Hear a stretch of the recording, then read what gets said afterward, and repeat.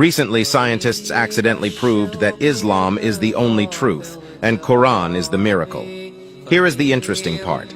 Recently, a scientist posted a video in TikTok which went viral.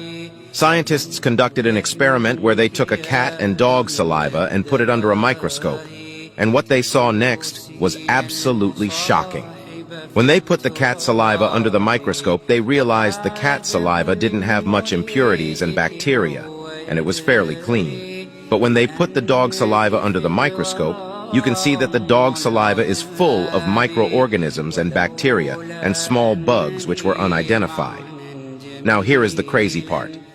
1400 years ago, Prophet Muhammad, peace be upon him, said, "When a dog drinks out of a vessel belonging to any one of you, he must wash it 7 times.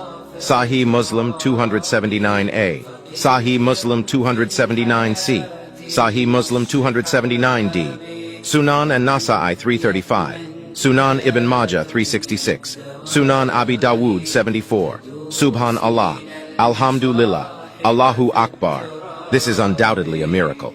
And Prophet Muhammad, peace be upon him, words are 100% truth.